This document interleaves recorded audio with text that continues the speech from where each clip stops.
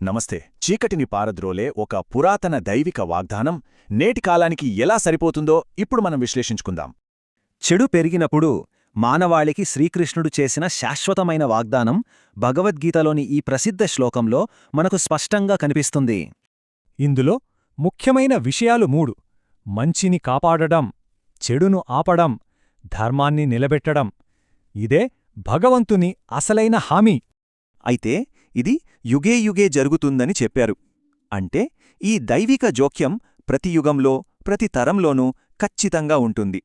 సరే, కురుక్షేత్రంలాంటి పురాతన యుద్ధభూమిని పక్కన పెడితే నేటి సమాజంలో వరదలు, అవినీతిలాంటి ఆధునిక సవాళ్లు ఎన్నో ఉన్నాయి కదా.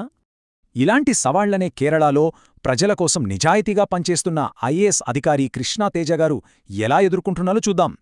పేదల కష్టాలను స్వయంగా వింటూ వ్యవస్థలోని అవినీతిని ఎదిరించి నిలబడటమే ఆయన ఎంచుకున్న నిజమైన ధర్మమార్గం. భయంకరమైన వరదలు వచ్చినప్పుడు ఆయన ముందుండి ప్రజలకు ఆహారం అందిస్తూ భయపడిన పిల్లలను ఓదార్చిన తీరు నిజంగా అద్భుతం.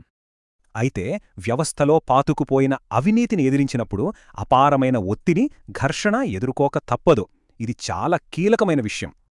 అయినా సరే, అవినీతి శక్తులకు వ్యతిరేకంగా కేవలం తన కర్తవ్యమే దైవంగా ఆయన ఎంతో ధైర్యంగా నిలబడ్డారు. ఇక్కడే ఆ గీతా శ్లోకం అర్థమవుతుంది.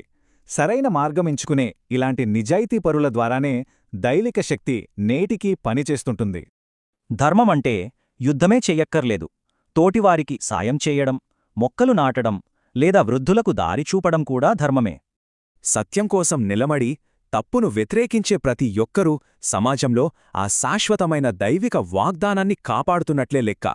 ఇలా నిస్వార్థంగా మంచి పనులు చేసే ప్రతి మనిషిలోనూ గీతలో చెప్పిన శ్రీకృష్ణుడు శక్తి మనకు స్పష్టంగా కనిపిస్తోంది.